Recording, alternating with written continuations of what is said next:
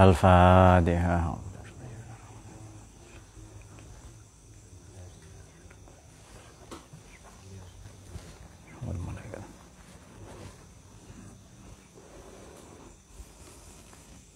Al-Fatihah.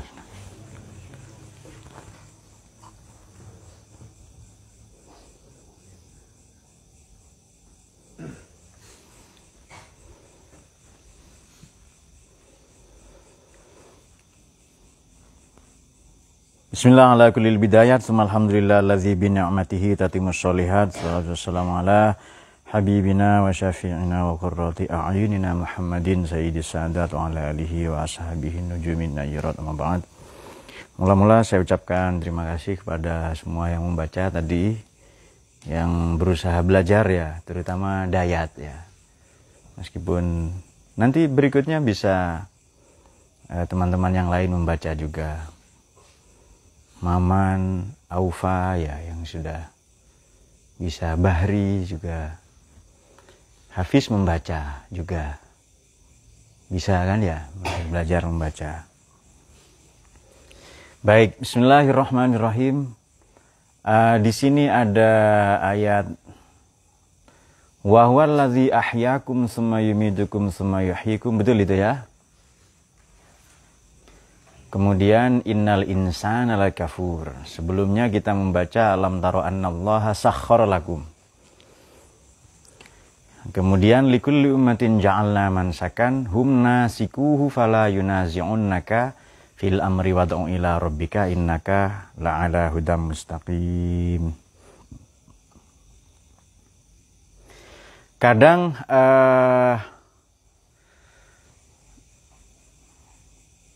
ini saya tidak menyinggung banyak kepada wa huwallazi ahyakum, akan lebih banyak kepada likulli ummatin ja'alna ya. Nah, memang di Quran itu ada wa huwallazi ahyakum. Dialah Allah juga di surat Tabarok gitu ya. Khalaqal mauta wal hayata.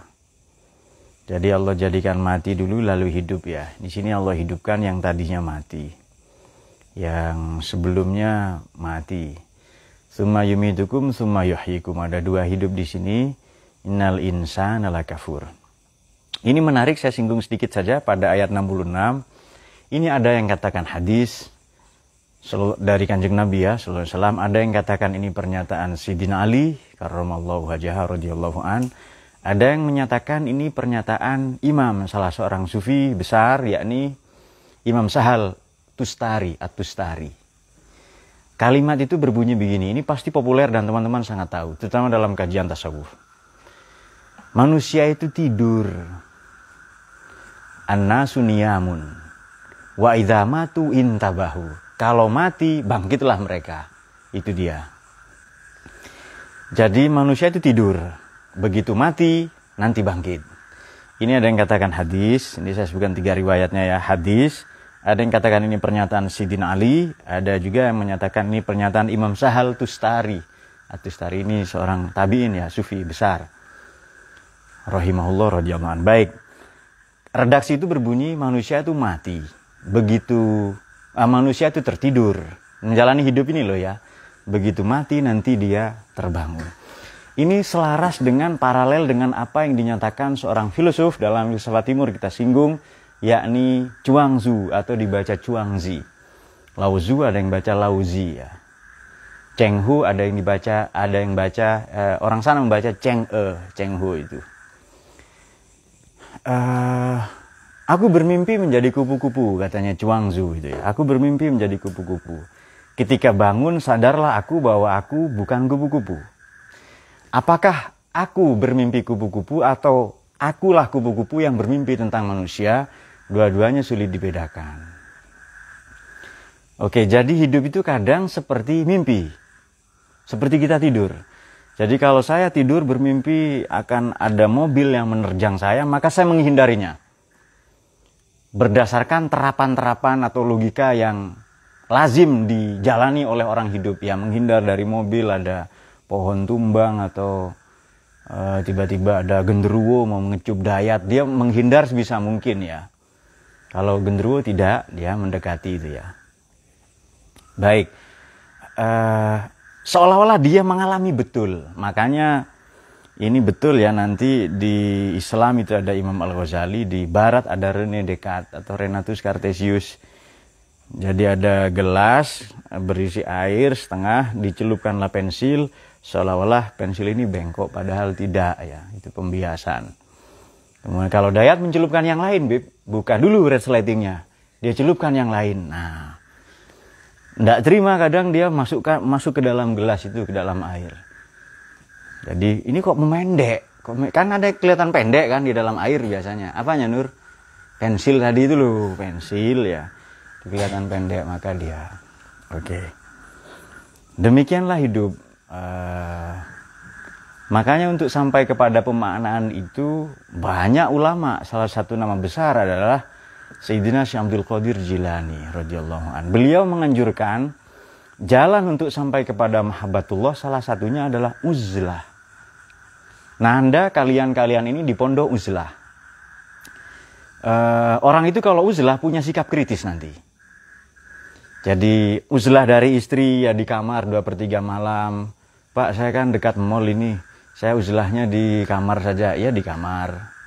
Uzlahnya adalah dengan belajar. Banyak sekali ya uzlah ini. Melakukan tapa brata, samadhi atau bersemedi ya. Tujuannya nanti agar ia punya kesegaran spiritual. Jadi kalau dekat terus nanti senang ke dunia. Kumpul sama orang terus.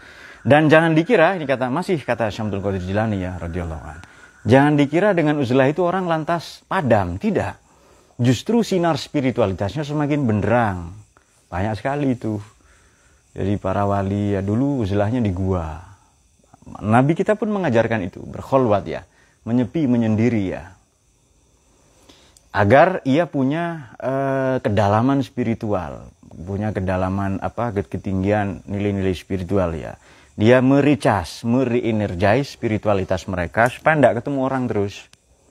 Ya kalau kalian di sini mondok, kalau sudah, saya kira Pak Khalid pun kesini dalam rangka uzlah untuk menghindari konsumen ya, itu beliau uzlah sementara di sini. Kita pun demikian. Nanti teman-teman, saudara-saudara kalau sudah menikah harus uzlah juga. Tinggalkan sesaat istrimu, jangan istri tok ya. Tiba-tiba pendek nanti ya Nur ya. Nah itu dia harus. Nah sedikit lagi yang idamatu intabahu tadi ya. Memang tidur ini istimewa. Habib ya, ini cocok banget ini. Tidur ini istimewa. Teman-teman yang lain, tapi ini tidurnya orang soleh loh ya, bukan tidur macam Maman yang belum tidur sudah sombong ya, bukan. Salah satu wahyu bisa diakses jalannya adalah, ini kan ilmu ini kan how do we know, ilmu ini kan bagaimana kita menjadi tahu, itu epistemologi itu. Bagaimana kita tahu, menjadi tahu, itu epistemologi ya. Salah satu cara mengakses wahyu atau bagaimana wahyu itu turun, salah satunya dalam mimpi. Salah seorang bapak dalam filsafat barat, terutama bapak filsafat modern adalah Renatus Cartesius, René Descartes. Ia filsafatnya filsafat tidur, filsafat mimpi, itu kan hebat sekali itu. Ya beliau mimpi terlempar dari gereja keluar, 2 mimpi disambar petir. Beliau kan pernah menjadi anggota Bavarian, wajib militer. Berarti iseng-iseng saja. Saya untuk tahu jati diri saya mengikut wajib militer di Belanda, lalu tidak betah nanti pindah ke Perancis ya. Nah kemudian disambar petir, ada juga mimpi beliau melihat kertas kosong dan di situ ada pertanyaan. Buka lembaran, ada pertanyaan di situ. Kamu mau kemana? Jadi seolah-olah itu ada katakan itu mimpi, ada yang katakan beliau membuka catatan para filosof muslim terdahulu, entah Ibnu Rushd, entah Imam Al-Ghazali siapa. Ada ayat Quran, fa'aina tazhabun, kamu mau kemana? Tapi abaikan saja ya, memang banyak kemiripan dengan itu, nanti dulu itu ya. Walhasil, nama-nama besar juga tidak kurang juga berhutang budi kepada tidur. Nah itu dia. Bahkan wahyu pun sesekali diakses atau datang kepada nabi, para rasul alaihissalam melalui tidur tadi itu. Oke. Tapi minim ya. Tidak se ekstrim tidur kalian. Oke, kita akan terkonsentrasi kepada ini. Memang manusia kafur ini lawan katanya syakur ya. Kufur lawan katanya syukur. Syukur ini kan banyak maknanya. Kita bisa sebut 3 saja. Membuka, menyingkap. 2, mendaya gunakan, memanfaatkan sebagaimana mestinya. Artinya kalau saya punya otak, tidak saya pakai mikir, itu tidak syukur namanya. Itu kufur. Kalau saya punya daya, punya potensi untuk nolong orang baik apa, ya itu pernyataan Syamsul Qadir lagi-lagi itu ya. Dalam Sirul Asrar itu sama. Jadi celakalah bagi orang bodoh. Tapi 1, karena dia tidak belajar. Bagi orang ilmu celaka 7 kali dia, karena dia tidak mau karena dia sudah berilmu tapi tidak mau memanfaatkan manfaat yang baik ya, mengamalkan saja, ini lebih tepat bahasa. Mengamalkan, mendaya gunakan ilmunya untuk maslahat orang banyak. Jadi 1:7 itu potensi kecelakaannya. Oke. Ya semuanya Allah kasih potensi apa ini? Oh ini hutan dikelola dengan baik, kekayaan alam, laut apa, maritim apa, dan itu dikelola, itu juga syukur maknanya. Nah kemudian sama dengan kemarin, leluhur kita, masyarakat Kapitayan, itu menyembah Sang Hyang Taya. Taya itu bening atau kosong. Bahasa Jawa modern, toyo. Toyo itu air, bening ya. Yang tan kena kinayang apa, atau tan kena kinayang apa. Itu menghormati segala sesuatu yang ada unsur tu. Tunggal. Esa ya. Tuah. Daya. Tulah. Tulah itu memberikan bala, memberikan mudorot ya. Tuah yang baik, manfaat. Tulah mudorot. Watu. Maka sering disalah mengerti leluhur kita katanya nyembah batu. Tidak nyembah batu. Memang ngasih sesajen, menghormati yang ada tu, karena di dalam tu itu ada keheningan, ada daya. Nah itu dia. Nanti orang yang mampu menangkap daya atau energi spiritual itu, spiritualitas itu disebut pi. Pi itu maknanya tali hubung antara dia yang tan keno kinoyo ngopo, yang mukhalafatul hawadis, yang laisa kamitsli syai'un, itu berhubungan dengan manusia ya. Maka kita pun menghormati ratu karena ada pengejawantahan tu. Ratu itu bahasa kunonya datu. Ini bahasa Pallavi atau Pallawa. Bahasa Devanagari ya. Ini bahasa lebih kuno lagi. Nah, oh iya teman-teman mungkin belum tahu, Kapitayan ini sudah ada 3.500 tahun sebelum Masehi. Jadi kuno sekali agama ini. Oleh sejarawan barat, kata Romo Allahyarham ya, Pak Agus Nyoto, itu disalah mengerti oleh sejarawan barat sebagai animisme, dinamisme. Nanti orang yang punya daya atau menyerap energi itu menyebut dirinya sebagai pi. Kenapa? Ya? Kenapa? Dia kalau mau ketawa aja. Man, di forum ilmiah ngaji tafsir ini, man. Nah, disebut pi ya, menyebut dirinya pi atau pinakahulun. Pinakahulun ini wakil dari Sang Hyang Taya atau Khalifatullah. Jadi tadinya tu, lalu pi atau pinakahulun. Maka semua penempaan jiwa, semua pembentukan diri dan karakter, ia terkonsentrasi, tersubordinasi di dalam pi tadi itu. Misalnya pitutur, mengajar. Kemudian kalau belajar itu piwulang.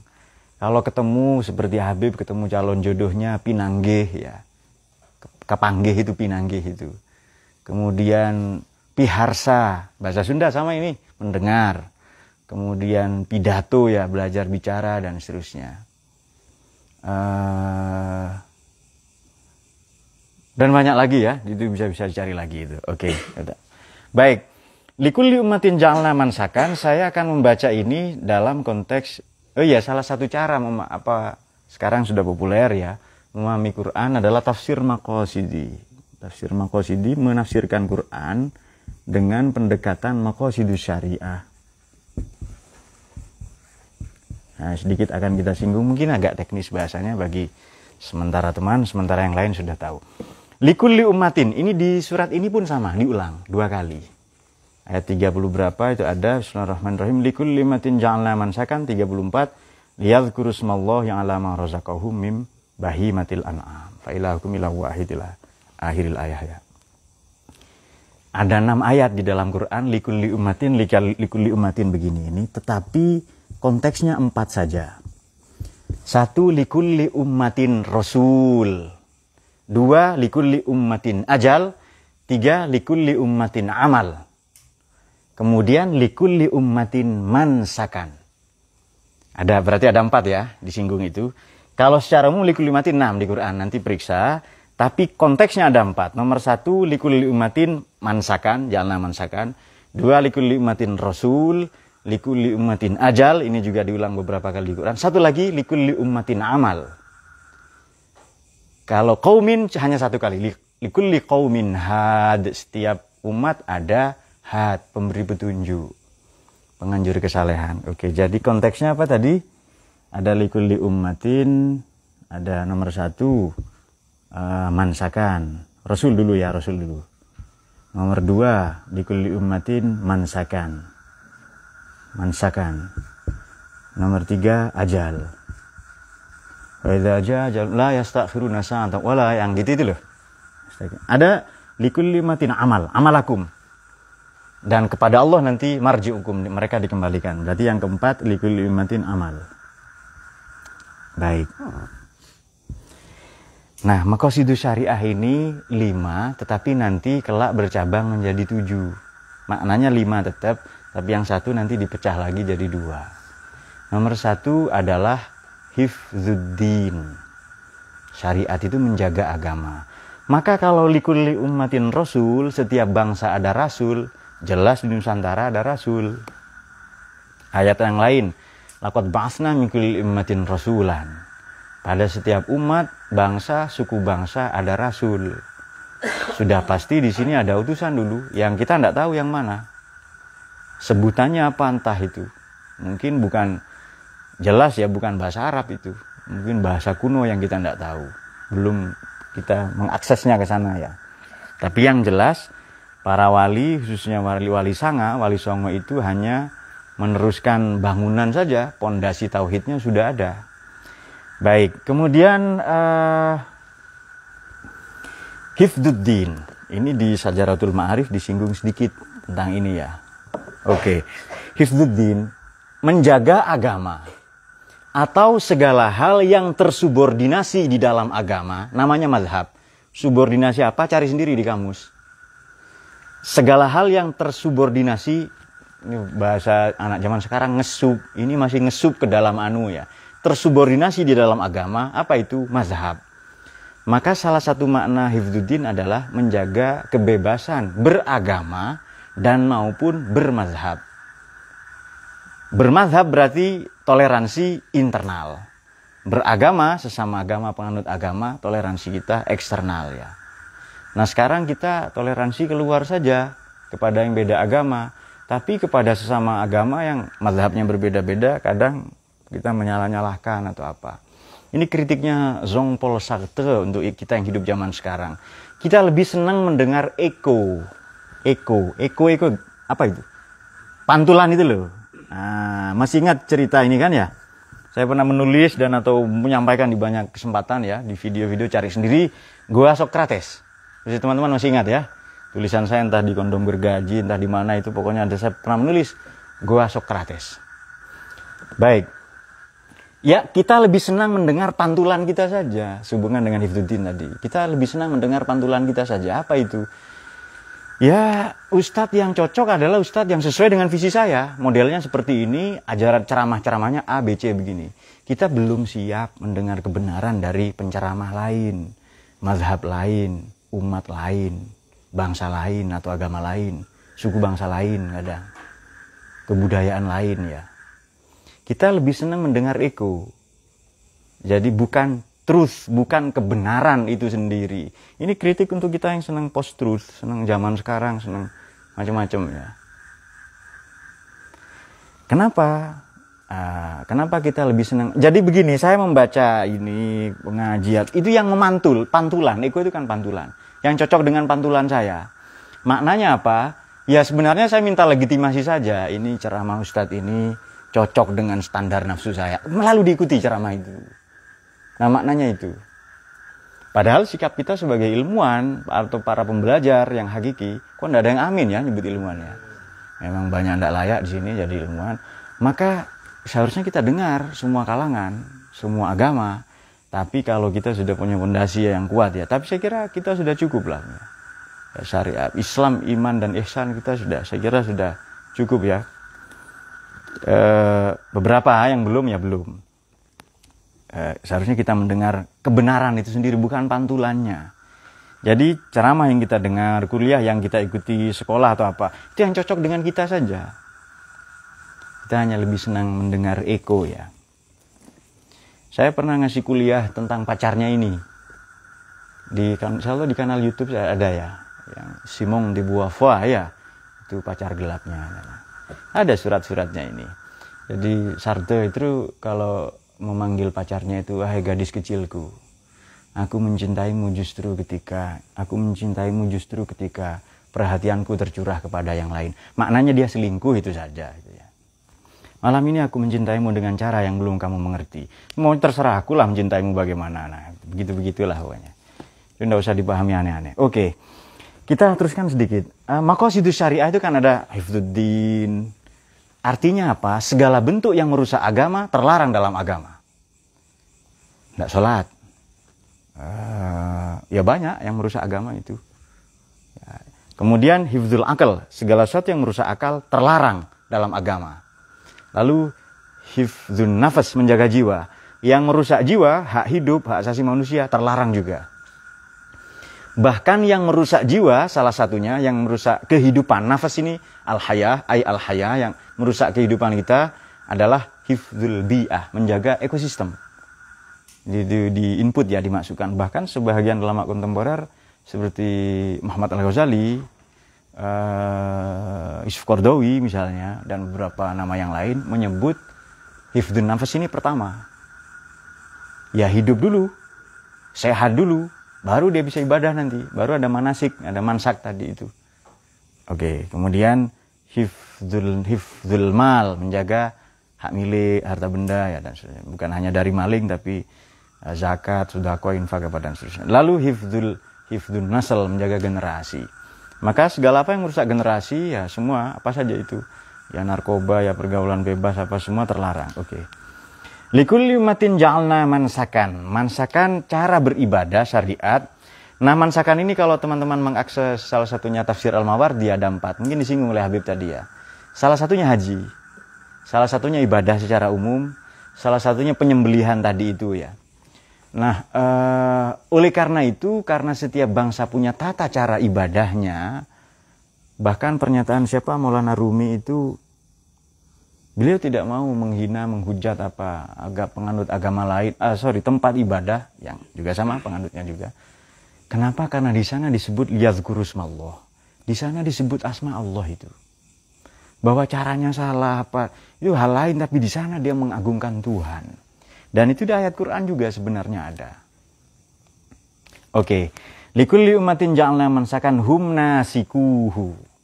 Loh, mereka menjalani itu kok. Kalau penyembelihan ya penyembelihan, yang tuduhan tadi itu loh ya. Ini kan sembelihan Allah ini. Bangkai apa semua. Padahal Allah sudah tetapkan. Harus disembelih, 2 urat leher itu putus. Ya ini saluran nafas dan makanan dan seterusnya. Oke, kemudian nasiku fala yunazi'unnaka fil amri. Nah, biasa memang lazim terjadi juga di surat Bayyinah itu.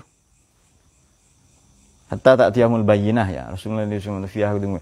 Wa ma tafarraqal ladzina utul kitab illa min ba'di ma ja'atuhumul. Justru setelah datang penjelasan, eksplanasi rasional, justru ditolak.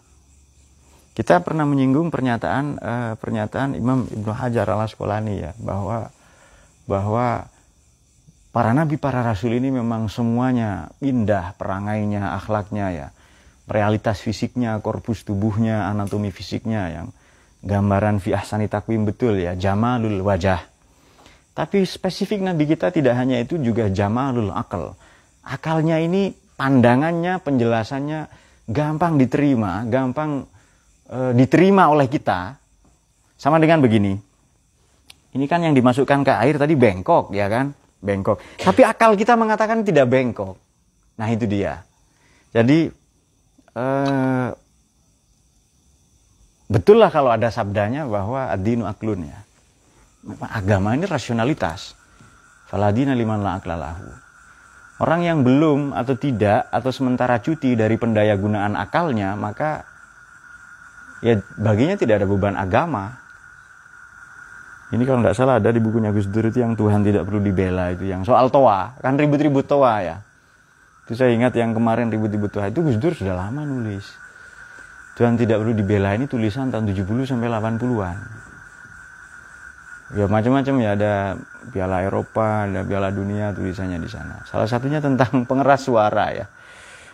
Saya lupa judul tulisannya itu. Ya pokoknya tidak usah dibangunkan kok itu, biarin aja, mungkin capek atau apa. Dan yang ribut-ribut toa itu loh yang kemarin. Gus Dur sudah lama sekali nulis itu. Bukankah orang kalau tidur pena itu diangkat, artinya tidak ditulis sebagai kejahatan kalau dia tidak sholat atau karena memang dia tidur katanya. Nah sekarang rame-rame berlomba-lomba toa. Musola kecil toanya 4. Kalau masjid 16. Ada anekdot beliau ya Allah yarham itu. Kalau orang Hindu, saudara kita Hindu manggil Tuhannya Kalau Kristen manggil Bapa. Dekat sekali kan, dan Bapa. Kalau Islam, lalu kata Gus Dur, boro-boro dekat manggil saja pakai toa katanya. Itu kan jauh sekali itu. Oke, kemudian fala yunazi'unnaka, sedikit ya. Jadi begini. Tafsir Maqasidi ini sebenarnya ranahnya bagaimana syariat Islam ini sampai kepada, ini kan salah satu cara pendekatan, approach ya atau aproksimasi bahwa bagaimana memahami Quran. Banyak ya tafsir tahlili juga. Kalau yang tadi ini berapa kali itu mau apa tematik ya maudhu'i ya. Nah, Maqasidi ini salah satu contohnya ini. Begitu kita membaca likulli ummatin ja'alna mansakan, maka setiap umat, ini umat berarti mansakan, tata cara beribadah, ini hubungannya dengan hifdzuddin. Dan pada setiap maqasidus syariah itu kita sebut satu, maka ia sebenarnya kita tidak memisahkannya, tidak mungkin bisa memisahkannya dari yang lain. Artinya pada agama juga ada nasl, generasi. Pada agama juga ada akal. Pada agama juga ada mal. Karena ibadah dengan mal itu banyak sekali.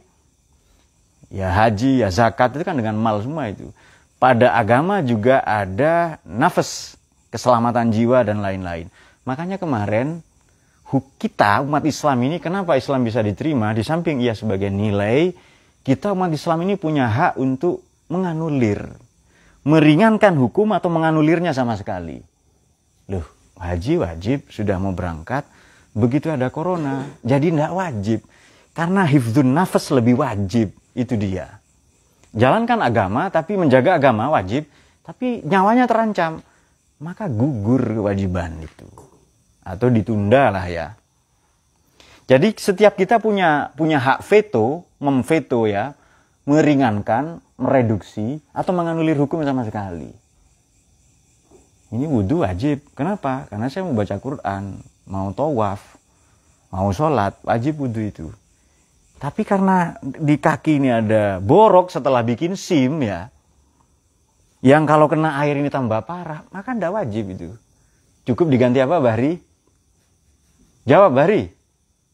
Diganti tidur ya, diganti tayamum ya. Loh, ini kalau wudhu tambah borok nanti ini. Karena SIM-nya 2 bulan ya 20 boroknya misalnya. Oke. Likulli ummatin ja'alna mansakan hum nasikuhu atau fa'iluhu. Ini memang apa ya? Luar biasa ya akhlak di dalam Quran ini memang. Fala yunazi'unnaka, maka janganlah mereka membantah, saling memperdebatkan ya. Perihal satu kewajiban, satu perintah agama kepadamu. Wad'u ila rabbika, dan serulah mereka ke jalan kepada Tuhan. Ini sama dengan kemarin ya, Nabi Ibrahim yang mengajak kita haji itu. Padahal itu perintah Allah ya. Nabi Ibrahim memanggil saja, adzin linnas fil haji itu ya.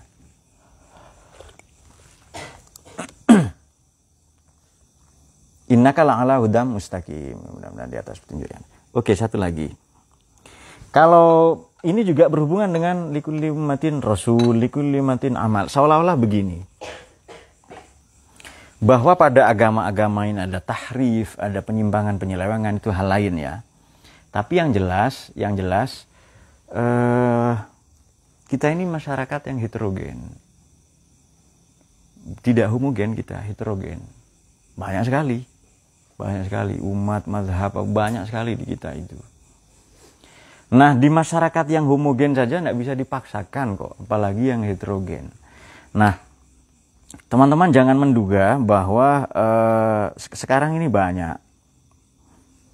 Jangan menduga bahwa hifdzuddin, menjaga kebebasan agama, beragama dan bermazhab. Sebab begini, beberapa di antara kita sibuk ya, ini mohon maaf. Beberapa di antara kita oleh karena toleransi sibuk menjaga tempat ibadah agama lain. Tapi tempat ibadahnya sendiri tidak diurus, tidak disapu, tidak naik ke masjid, tidak sana, itu dia. Tapi tempat ibadah lain dijaga. Bagus kah itu? Bagus, tapi tempat ibadahnya sendiri dulu. Musolanya, masjidnya sendiri. Loh Pak, musola dan masjid sudah ada yang ngurus Pak. Nah, saya sudah menjaga yang lain itu. Nah, alangkah baiknya tempat ibadahnya sendiri dulu. Beberapa di antara kita, ya pokoknya inilah. Ini kadang bawa-bawa nama Gus Dur ya. Ini ajaran Gus Dur, Gus Durian macam-macam. Toleransi, berbaik-baik dengan agama lain, tapi menista agamanya sendiri. Nah, itu dia. Ya lebih baik kita menjaga agama itu bagaimana sih? Bisakah kita menjaga agama kalau tidak paham agama? Bisa sholat pakai caranya haji? Ya tidak bisa. Ya haji, ini kan salah satu maknanya kan haji umroh itu. Mansak tadi itu. Sesuai sabda Nabi, khudhu anni manasikakum. Kalau mau haji atau umroh, tiru cara saya. Itu khudhu anni manasikakum. Hadis Nabi itu. Hadis yang dengan kata perintah itu sahih tingkat satu. Paling sahih itu. Hadis dengan kata perintah. Khudhu anni manasikakum. Atau solu ya. Itu sama. Itu sahih nomor 1 itu. Baru yang kedua, kami bersama Nabi. Itu sahih di bawah itu. Meskipun sama-sama mutawatir. Kunna ma'a Rasulillah, kami bersama-sama Nabi membangun masjid. Bana masjidan. Itu sahih nomor 2. Yang ketiga, saya mendengar atau saya melihat seperti hadis riwayat Sayyidina Umar. Saya ra'aitu Rasulullah atau sami'tu Rasulullah yaqul, saya melihat Nabi bersabda. Saya mendengar Nabi bersabda, innamal a'malu binniyati, nomor 3 itu. Di bawah itu semua. Nomor 1 kata perintah atau larangan. Nomor 2 adalah kami bersama-sama Nabi membangun masjid, memperbaiki rumah janda atau menolong yatim, itu kan kami bahasanya. Kami bersama Nabi, kunna ma'a Rasulillah. Kemudian saya melihat atau saya mendengar, itu atau sami itu mesti di bawah itu.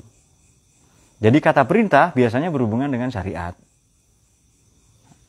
Nah, bisakah kita hifdzuddin kalau tidak paham agama? Ya harus ngaji. Hifdzuddin itu maknanya ngaji. Oh ini agama Pak, agama. Ya bagaimana menjaga agama? Alih-alih menjaga agama malah merusak agama kalau tidak paham agama. Nah, di dalam pesantren 3 matra itu wajib. Islam, iman, ihsan, yang mana ia pilar dari agama. Apa itu Islam? Ya disiplin ilmunya, fikih, syariat ya, konsentrasi epicentrumnya. Memperbaiki lahiriah, liislahiz zawahir ya. Iman, disiplin ilmunya tauhid, lebih luas kalam, ilmu kalam, memperbaiki batin kita.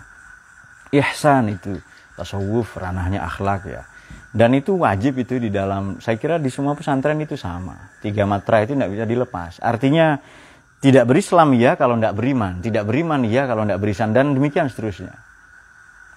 Ya berhubungan, saling interdependen ya satu sama lain. Nah, likulli ummatin amal itu juga ada. Mungkin kita bisa baca ya, atau teman-teman bisa mengaksesnya nanti kalau punya.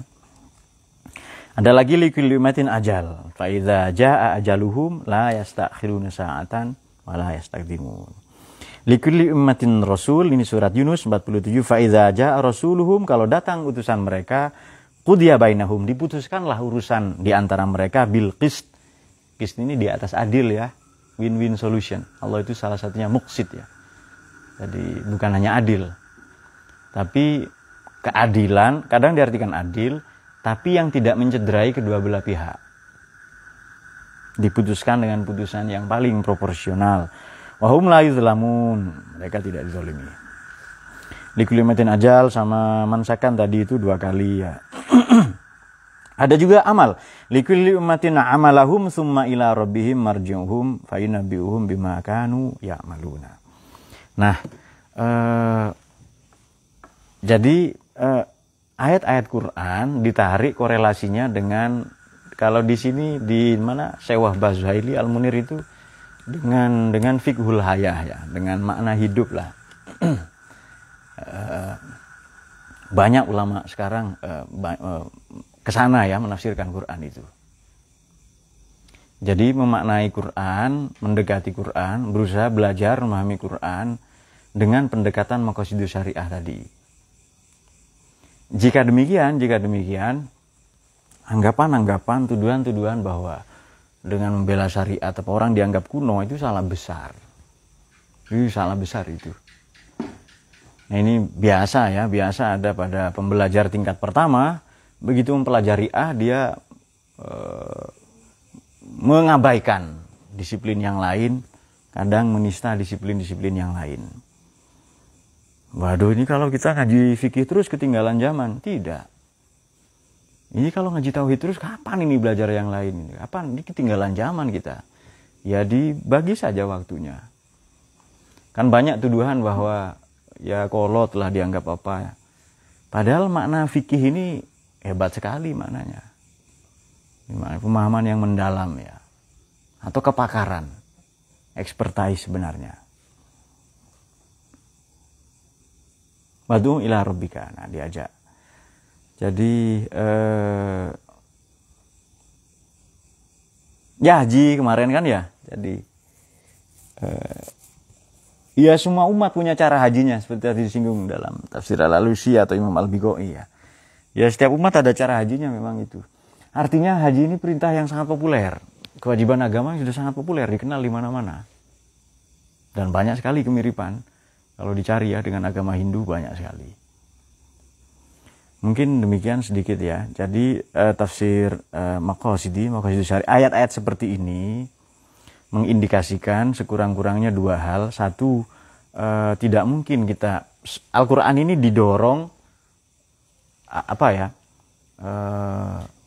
kita berusaha memahami Quran. Dorongan kita adalah kita berusaha memahami Quran dengan pendekatan maqasidus syariah, atau disebut tafsir maqasidiyah.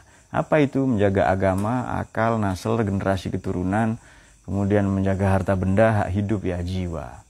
Maka segala apa yang merusak itu semua, jadi maknanya begini, kalau Anda merusak hidup Anda dengan tidak belajar, Anda dianggap menista agama, maknanya itu. Kalau Anda menyia-nyiakan waktu Anda juga dianggap merusak agama, menista agama. Anda membiarkan generasi ini bodoh, itu juga dianggap menista agama. Maknanya itu, ia saling interdependen 5 itu. Saling bertali temali ya, berhubungan satu sama lain. Jangan dikira hifdzuddin berarti agama saja, yang lain abai, tidak. Karena syariat ranahnya itu.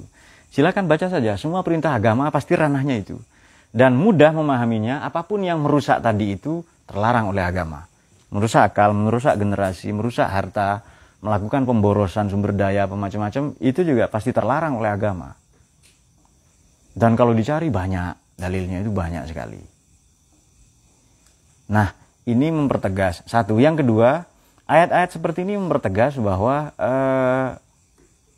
seperti likulli ummatin ja'alna mansakan.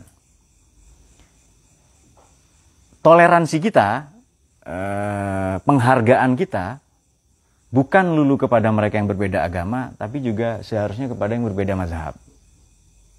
Nah, sekarang itu banyak sekali. Belajar perbandingan agama atau apa, tapi agamanya sendiri dia abai. Belajar perbandingan mazhab atau apa yang aneh-aneh, tapi ke mazhabnya sendiri dia tidak ngerti. Sholat, wudhu ini menurut mazhab saya ini bagaimana? Nah, ini dia. Maka perlu skala prioritas, teman-teman ya. Di sini yang belum kurang paham fikih, ya fikih itu banyak porsi dulu. Kemudian yang sudah itu, kemudian belajar tauhid ditambah porsi itu. Atau sudah belajar tafsir di sini ya, maka ditafsir ya. Nanti diarahkan oleh Ustadz Habib ya. Karena memang beliau datang di situasi yang genting itu. Kemarin kan situasinya belum genting gitu, masih cor, masih. Sekarang sudah genteng ya. Maka beliau datang itu. Dan aneh ketika datang ibunya langsung bilang, ini anak saya sudah umur 30 lebih katanya. Udah ngapain bilang ke saya ya kan? Tapi ya sebagai tamu ya saya hormati. Oh iya ini kita pikirkan bareng-bareng Bu ini. Masuk pi ya. Nah pinangan. Iya. Artinya saya suruh mikir kelaminnya dia kan aneh itu. Nur, paham maksudnya Nur? Wallahu a'lam bishawab. Saya kira demikian. Baik silahkan kalau ada pertanyaan ya.